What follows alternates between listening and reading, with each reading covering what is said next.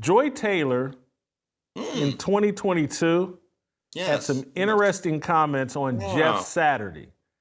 And I think these did not age very well, or these comments didn't age very well.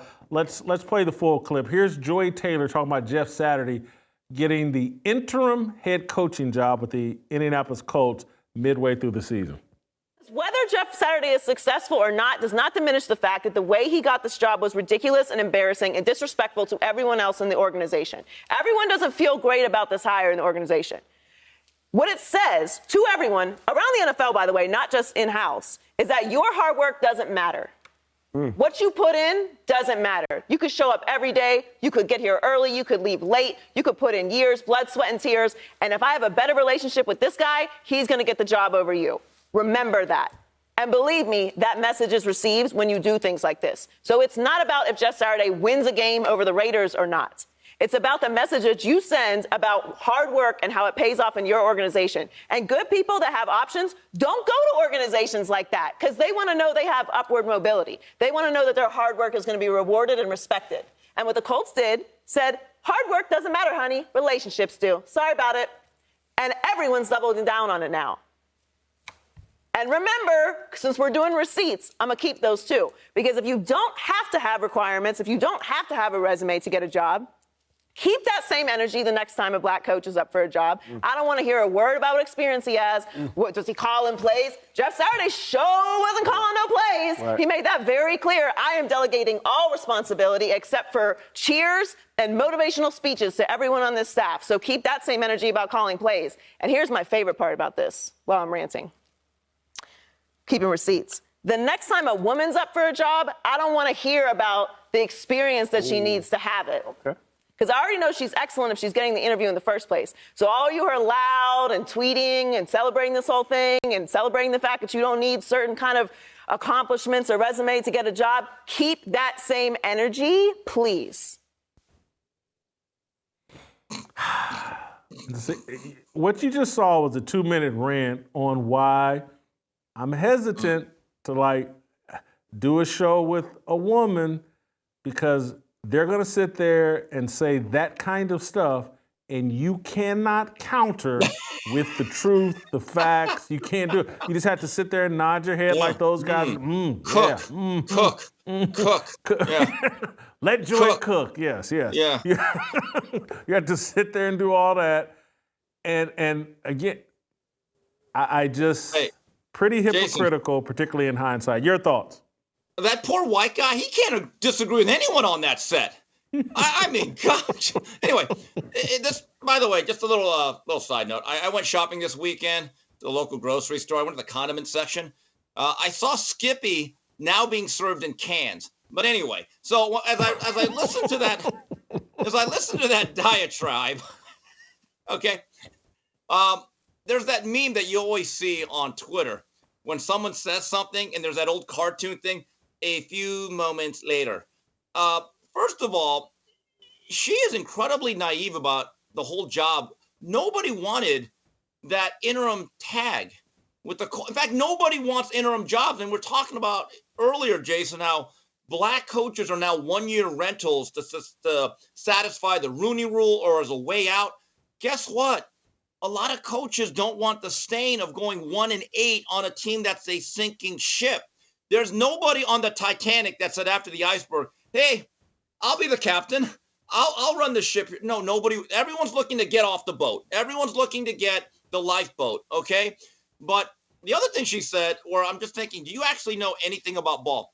Head coaches generally do not call plays. Most of them do not. There are very few. What they do in terms of leadership is delegation. A lot of them basically do we go for it on 4th down or going for it on 2 minutes? Hey, hurry up tempo. Or, hey, I want a timeout.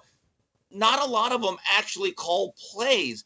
And the whole thing about the irony, I thought that was strange that she brought up women out of that whole thing about don't question women. Again, a few moments later. Let me add a different cut, different layer to what she doesn't understand about head coaching, particularly in football, is the head coach actually coaches the assistant coaches. Yeah. That's the primary job. And so her argument is kind of like, hey, you always say that did the guy call plays as an offensive defensive coordinator, and that helps build his resume that he's qualified to be the head coach. And a lot of times what that means in reality is if you have called plays on the offensive or defensive side of the ball, when you become a head coach, you can then go into the offensive coordinator's room when he's and help him solve problems.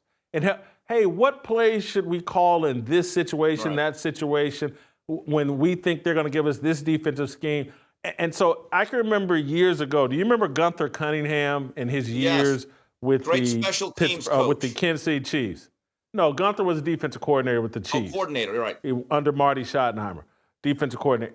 And he used to talk about like how Marty could come in the room, and Gunther was a very good defensive coordinator during that stretch in Kansas City. Marty would come in the room and help him solve problems because Marty was a great defensive mind and came up on that defensive side of the ball. Andy Reid, he basically coordinates the whole offense, but if Matt Nagy or Eric Bieniemy or whoever was struggling implementing the offensive scheme during the week, Andy Reid can come in and help those guys get through that process. These great head coaches are great at coaching their coaches. And that's a unique skill. You can be as talented as, let's say you're in the broadcasting industry. Let's say you're me. I'm not a great coach of the other players. I can do my job, but I'm not the greatest coach of the other players. Yeah. And so not everybody's built to be the head coach. And that's what people don't understand. Some people are built to be coordinators, position coaches, but we want everybody to be the head coach. Yeah, I mean, Jason, I was thinking about Frank Gans. He was the special teams coach, and I remember the Chiefs actually gave him the head coaching spot. I think it was a couple years before he got to Kansas City. It didn't work out. And I think Gunther actually got a shot, and that didn't work out. There's great stories. Yes. So when Bill Belichick was a young coordinator for the Giants under Bill Parcells, Parcells would peek his head into the office every week and go, all right, what do you geniuses have planned? And they'd go, and Bill would say, okay, try to make it work. But let's be honest. Anyone that coached under Bill Walsh was running his offense, the West Coast offense. Now, eventually over time, guys like Shanahan, the older one, Mike Shanahan, and then it was Mike Holmgren, they called plays. Now, there were times, though, when Bill Walsh would intervene and say, guys, we're going to do this. I am still the head coach. Going back to Joy Taylor, I remember a couple of years ago, Dan Campbell did this funny thing where he wore a motorcycle helmet. I think it was from Charity at the press conference. She absolutely ripped this guy, basically said he was a clown. He wasn't serious. It's not funny. And I just wonder, and I get it, he was not the guy that he is now. But would you have said that if it was a minority or black coach? I have my doubts. I have my opinions.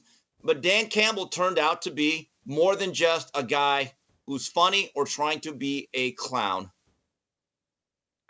And if you look at what's going on in Detroit, he appears to be a great coach of other coaches, seems to know how to set up an environment where Aaron Glenn and Ben Johnson can do their best work.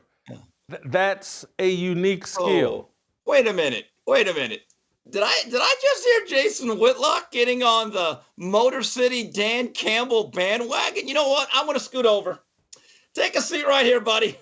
I've been waiting for you for a couple of years, but I'm still driving. I'm an Asian. Put on your seatbelt. But congratulations. Welcome aboard. Yeah, and the other thing, just giving Dan Campbell his full credit, he has this mentality and approach that seems to make these guys believe we can overcome anything. Oh, half our defensive players are on injured reserve? No problem. Next man up. That's a tone and a mentality that's been set by the head coach.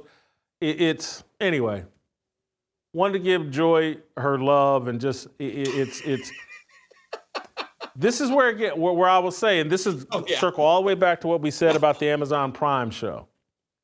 Joy Taylor is not playing that host role. She's an opinionist just like everybody else. She's way out over her skis. We now understand how she got that job and how she got put out that far over her skis. Whereas a Carissa Thompson is trying to put these guys in position so that they can say interesting things, fun things. She's not in there trying to mix it up with the opinions and all that. She's trying to draw the best out of these guys. It's a very unique skill to be able to get the best out of the people you're working around. It's a selfless position. Yeah. Carissa's doing it well. Joy Taylor got fed a bunch of gas that she could do what all the opinionists does, blown up in her face. She looks kind of silly. It is what it is. Steve, I got to let you go. Don't miss a second of Fearless. Hit that like button and subscribe to keep up with our latest content.